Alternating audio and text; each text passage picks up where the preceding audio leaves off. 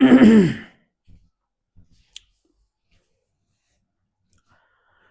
श्री राम। 12वीं क्लास के प्यारे विद्यार्थियों, श्री राम इंग्लिश क्लासेस के इस यूट्यूब चैनल पर आप सभी का हार्दिक स्वागत, वेलकम, अभिनंदन। उम्मीद करता हूँ जहाँ भी हो, स्वस्थ हो, मस्त हो और शानदार आप लोगों का अध्ययन चल रहा होगा। अपने क्लोज पढ़ रहे थे, ग्रामर का बहुत ही शानदार और सबसे इजी वाला टॉपिक पढ़ा जा रहा था। क्लोज के अंदर किस प्रकार से क्वेश्चन आएंगे हम वो भी चर्चा कर रहे थे। हमने नाउन क्लोज को भी पढ़ा और नाउन क्लोज में पूछे जाने वाले क्वेश्चन को भी अब से पहले पढ़ा। उसके बाद हमने रिलेटिव क्लोज शुरू किया था, तो रिलेटिव क्लोज के बारे में हमने जाना। हु, हुज और हुम का प्रयोग हमने पढ़ा। वहां मैंने आपको बताया कि हु का प्रयोग किस प्रकार से करते हैं, हुज का प्रयोग कैसे होता है और हुम का प्रयोग कैसे होता है। अगर दो सेंटेंस में हु, हुज, हुम का प्रयोग करना है तो ये भी बताया मैंने आपको कि इस प्रकार से करोगे। और अगर आपको सेंटेंस के अंदर इनका प्रयोग करना है, ब्लैंक के अंदर इनका प्रयोग करना है, तो किस किस प्रकार से आपको पहचान करनी है। अब आगे रिलेटिव क्लोज को ही अपने आगे बढ़ाते हैं। देखिएगा, रिलेटिव क्लोज की ही बात करेंगे अपने। रिलेटिव क्लोज के अंदर लास्ट ईयर विच का प्रयोग पूछा गया था। आज हम चर्चा कर लेते हैं विच की भी।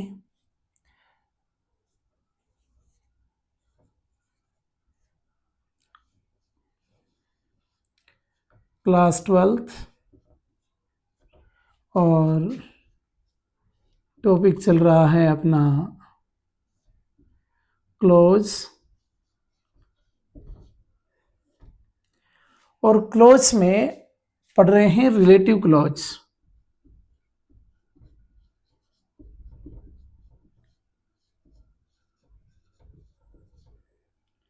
और रिलेटिव क्लोज में हमने प्रयोग सीख लिया किन किन का। हमने हु का प्रयोग सीख लिया, हमने हुम का प्रयोग सीख लिया, हमने हुज का प्रयोग सीख लिया। हाँ, एक वो 12वीं क्लास के कुछ बच्चे थे तो डिमांड कर रहे थे कि सर पैराग्राफ चाहिए हमें, तो वो पैराग्राफ मैंने सुबह पोस्ट कर दिया था। अगर आप बच्चों ने नहीं देखा हो, पैराग्राफ पोस्ट किया है, इमेज पोस्ट की है उसकी, तो आप वो देख लें वहाँ से। और बाकी जो बचा है वो आज कर दूंगा, एक और एक कल कर देंगे अपने, वहाँ से देख लेना। फिर भी अगर बोर्ड पे करवाना हो, समझाना हो तो मुझे बता देना। तो विच का प्रयोग, विच का मतलब होता है जिसका, जिसकी, जिसके। रिक्सान से पहले एक तो देखना,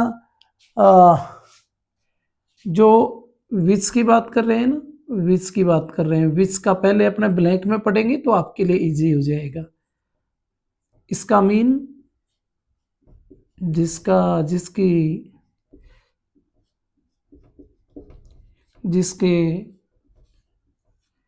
सबसे पहले इसको देख लेते हैं। सुनना, इसमें क्या नया है, क्या पुराना है, किस प्रकार से हमें इसको समझना है विच के प्रयोग को। तो विच के प्रयोग में दो बातें ध्यान रखनी है। एक तो कोई लाइफलेस थिंग। लाइफलेस थिंग्स मतलब जानते हो आप? Lifeless thing. एक और एनिमल। ये दोनों जब होते हैं ना ब्लैंक से पहले, कब है? ब्लैंक से पहले, तो इनका प्रयोग है विच का प्रयोग करते हैं। लाइफलेस थिंग्स हो या फिर एनिमल हो, तो फिर किसका प्रयोग करते हैं? रिक्स्थान में ब्लैंक विच का प्रयोग करते हैं। आगे क्या मिलेगा? आगे भले कुछ भी हो, नाउन हो सकता है या फिर वर्ब मिल सकती है। इस कंडीशन में लाइफलेस थिंग्स का मतलब हो गया, लाइफलेस थिंग का मतलब हो गया निर्जीव वस्तु। कोई भी निर्जीव वस्तु होगी। जैसे मैं एग्जांपल लिखवाता हूं आपको। The dog bit you is his. The book Mohan gave me is yours. देखिएगा, द बुक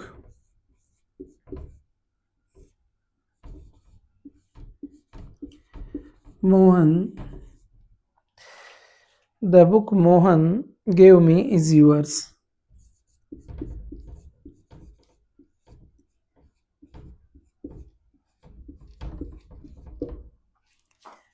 दूसरा,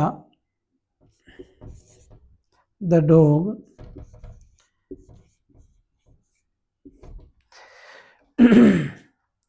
bit you is his, bite you.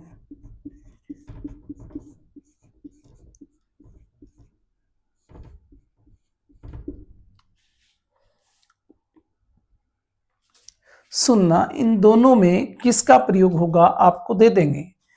किस प्रकार से देंगे, आपको ऐसे देंगे कि हु का प्रयोग करोगे, हुज का प्रयोग करोगे या विच का प्रयोग करोगे।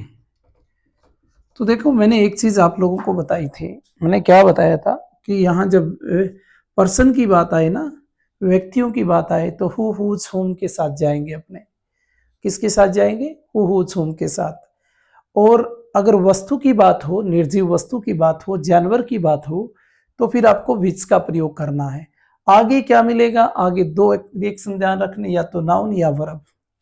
पहले सेंटेंस में देखो, यहाँ क्या है, यहाँ तो सर नाउन है, और यहाँ क्या है बेटा, इधर इधर बुक है, थिंग है, वस्तु है। कैसी वस्तु है, लाइफलेस है। तो फिर किसका प्रयोग करोगे, विच का प्रयोग करेंगे। इसमें देखो, यहाँ क्या है, यहाँ एनिमल है, और एनिमल के बाद यहाँ क्या है, वर्ब है। तो ये समझ लेना, इसमें किसका प्रयोग नहीं करोगे, हु हुज हुम का प्रयोग नहीं करेंगे, और विच का प्रयोग हो जाएगा। किसका प्रयोग हो जाएगा, विच का।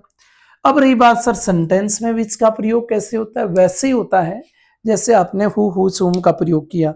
मैं एक क्वेश्चन के साथ जा रहा हूं जो लास्ट ईयर आपसे पूछा गया था आपके एग्जाम में। चलो देखता हूं मैं, मिलता है तो मेरे को। पिछली बार जो 12वीं क्लास में एक क्वेश्चन पूछा गया था, विच का क्वेश्चन था, और उस क्वेश्चन को देख रहा हूं, अगर मिल जाए तो मैं आपको वो क्वेश्चन बताता हूं। विच का ही था।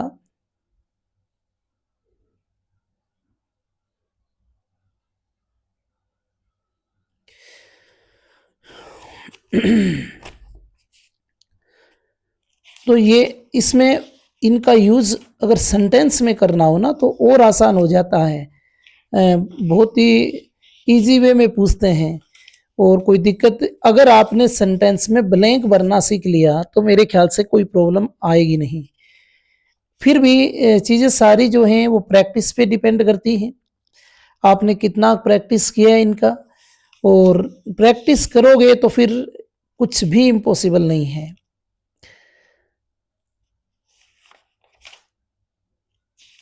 फिलहाल आपका वो एग्जाम्पल मुझे मिल नहीं रहा, नहीं तो मैं वही आपको करवा देता तो और ज़्यादा बेहतर रहता, क्योंकि उस एग्जाम्पल को आप करते तो आपको पता चलता, हाँ ठीक है, इस प्रकार से हमें पूछा जाता है। हाँ, 2024 के अंदर 2 एग्जाम्पल पूछे गए थे। एक वेयर का पूछा गया था और एक हु का पूछा गया था। वो मैं आपसे ज़रूर पूछूंगा, लेकिन उससे पहले अपने विच को पढ़ते हैं और वेयर को भी पढ़ेंगे। उसके बाद लास्ट में उन दोनों एग्जाम्पल्स की बात करेंगे। तो एक बार विच में ये देख लो, और वेयर का प्रयोग मैं आपको थोड़ा और बता देता हूं। पहले ये बात समझ में आई ना। अब आप जब सेंटेंस में विच का प्रयोग करो ना, तो आपको इतना ध्यान रखना है कि जब विच से पहले कोई निर्जीव वस्तु हो या फिर कोई जानवर हो, विच के बाद कोई नाउन हो या फिर वर्ब हो, आप जब सेंटेंस में इनका प्रयोग करेंगे तो आपको ये ऐसा दिखना चाहिए, ऐसा इसमें नजर आना चाहिए, तब तो आपका सेंटेंस सही है। नहीं तो अदरवाइज आपका सेंटेंस फिर गलत हो रहा है। और ये सिचुएशन अगर बनती है आपके सेंटेंस की, तो मेरे ख्याल से आपका सेंटेंस कभी गलत हो ही नहीं सकता। देखता हूं, क्या पता विच वाला सेंटेंस जो लास्ट ईयर पूछा गया था, अपने को वो देखना है जो लास्ट ईयर पूछा गया था। चलो आज नहीं मिलेगा तो फिर कल ये कंफर्म है कि अपने इसको देखेंगे, विच वाले सेंटेंस को देखेंगे जो पिछली बार एग्जाम में कितना इजी पूछा गया था।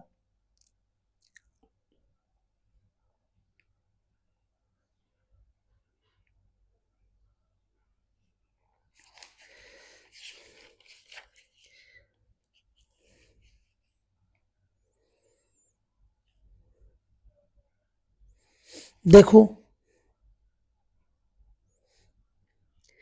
कुछ एग्जाम्पल और हैं जो विच के अपने वैसे देखते हैं कि किस प्रकार से विच का प्रयोग किया इन्होंने। The car was badly damage.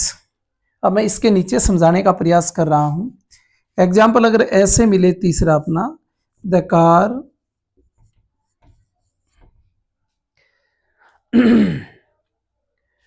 Was badly damage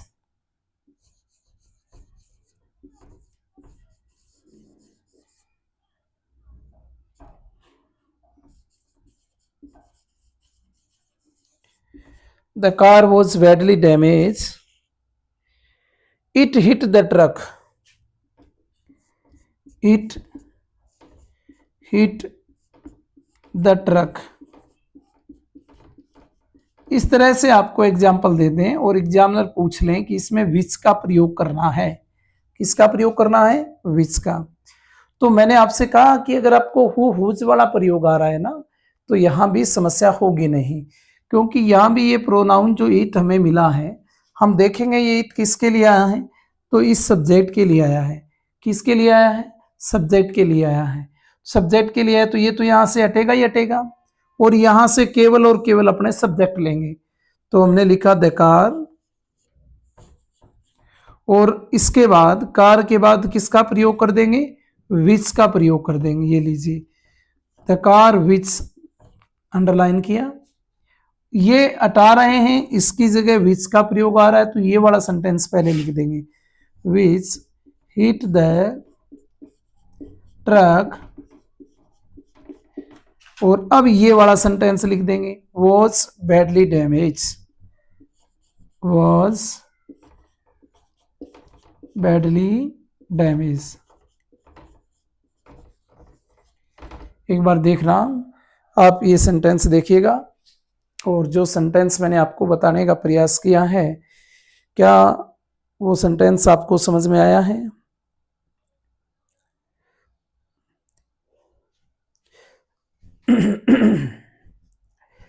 समझ में आई ना बात? अब हमें अपने सेंटेंस को चेक करना है विच का प्रयोग करने के बाद कि क्या हमारा सेंटेंस सही है। तो हमने देखा, ये देखो पहले क्या है जी, पहले क्या है? कार। कार तो थिंग है, वस्तु है। कैसी वस्तु है? लाइफलेस है। और इसके बाद क्या है? इसके बाद सर्वरब है। तो लाइफलेस थिंग और प्लस वर्ब होना, तो फिर विच का प्रयोग करते हैं, और ये सिचुएशन बननी चाहिए आपका सेंटेंस में। विच का प्रयोग करने के बाद ये शर्त पूरी होनी चाहिए, तब आपका सेंटेंस क्या होगा? सही होगा। इस प्रकार से आप अपने सेंटेंस को चेक कर सकते हैं। और एग्जांपल ले लेते हैं।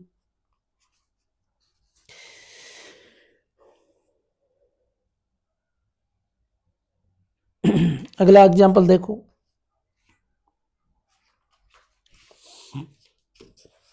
लिखो the dog had been chained up. और बताता हूं आपको, the dog had been chained up.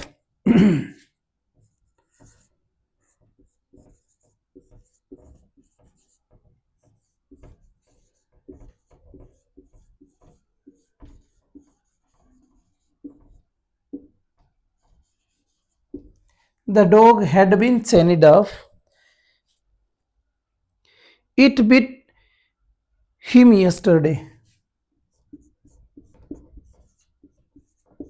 It bit him yesterday. It bit him yesterday. अब ध्यान देना बेटा, ध्यान क्या देना है कि पहले तो ये देखो कि इसमें इट प्रोनाउन है। एग्जामिनर वो तो लिख के देंगे ही आपको कि इसमें विच का प्रयोग करो। भाई किसका प्रयोग करो? विच का प्रयोग करो। ये इट किसके लिए आया है? ये इस डॉग के लिए आया है। डॉग के लिए आया है ना। आप देखो इस डॉग का प्रोनाउन क्या है? ये इट है। सब्जेक्ट का प्रोनाउन है, इसका मतलब ये तो आएगा नहीं, इसकी जगह तो अपने को विच का प्रयोग करना है। इधर से क्या लेंगे? इधर से सिर्फ द डॉग लिया हमने, और द डॉग लिखने के बाद हमने क्या लिख दिया? विच लिख दिया। विच का प्रयोग करने के बाद जिस प्रोनाउन को आपने हटाया वो सेंटेंस पहले लिखो, the dog which with him yesterday comma had been chained up, had been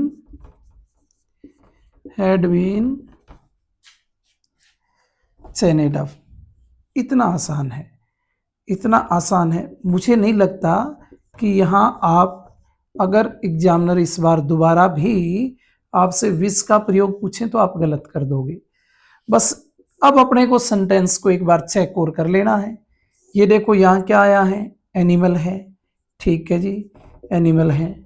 और ये इसके बाद क्या है, ये वर्ब है।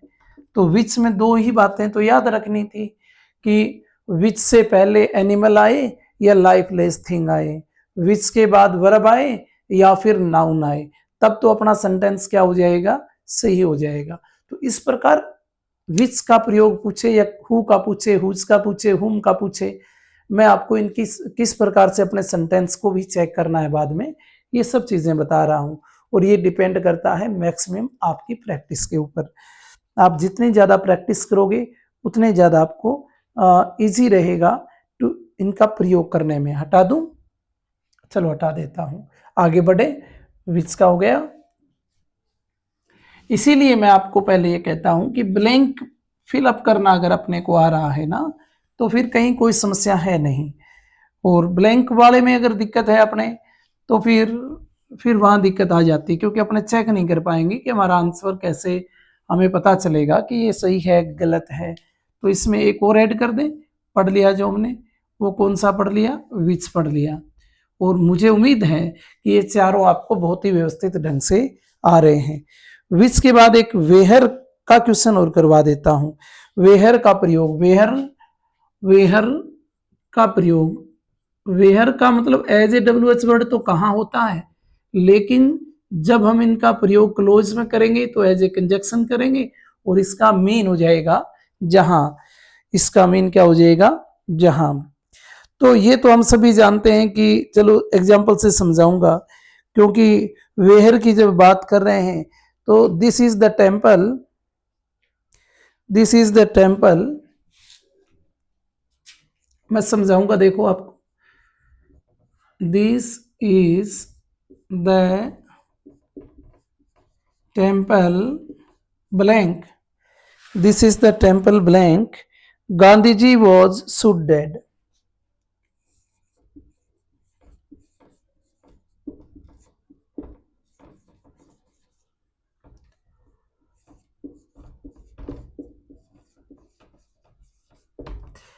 Gandhi ji was shoot dead. एक और लिख लो, this is the school,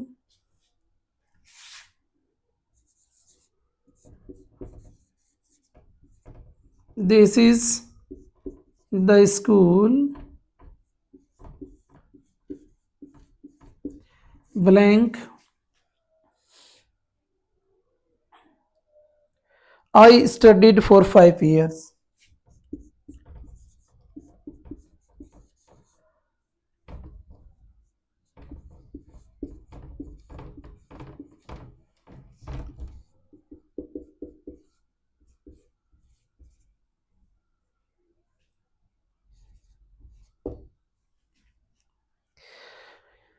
I studied for 5 years। अब इसमें हमें किसका प्रयोग करना है, एग्जामिनर तो हमें इस प्रकार से दे देंगे, जैसे एग्जामिनर ने हमें दो ऑप्शन दे दिए, एक तो वैन दे दिया और एक दे दिया वेहर। अब पूछ लिया कि इसमें किसका प्रयोग आएगा, तो इसमें ध्यान क्या रखना है, स्कूल क्या है, स्कूल की बात कर रहे हैं, मंदिर की बात कर रहे हैं, तो दोनों ही स्थान हैं, क्या है, स्थान है, स्थान है। और अगर ब्लैंक से पहले स्थान सूचक शब्द आता है, खाली स्थान से पहले ब्लैंक से पहले क्या आएगा, ब्लैंक से पहले स्थान सूचक शब्द आएगा, स्थान सूचक शब्द आएगा। तो फिर स्थान सूचक शब्द अगर ब्लैंक से पहले आ जाए ना, तो फिर किसका प्रयोग करना है, फिर आपको वेहर का प्रयोग करना है। खाली स्थान से पहले क्या मिलेगा, स्थान सूचक शब्द मिलेगा।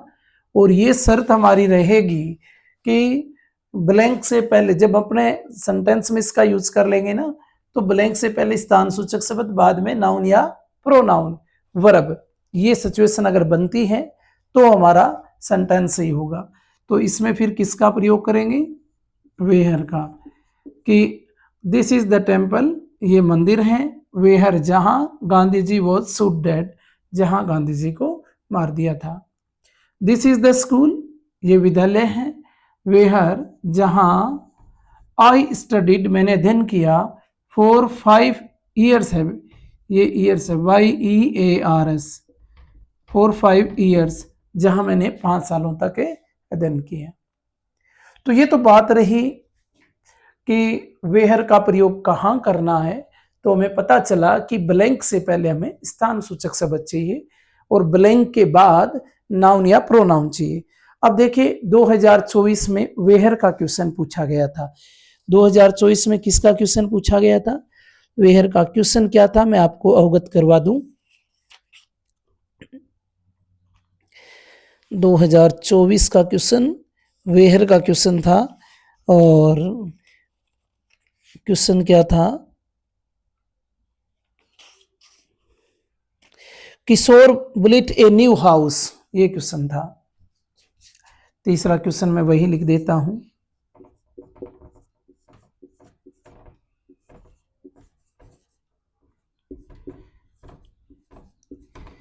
ए new house, full stop.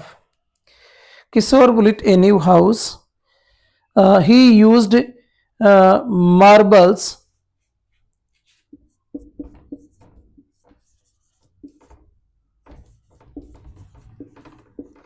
he used marble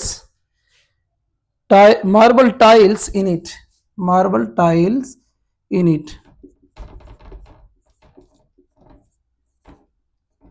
फटाफट इसमें मुझे वेयर का प्रयोग करके बताइएगा। ये क्वेश्चन 2024 में आप लोगों से पूछा गया था।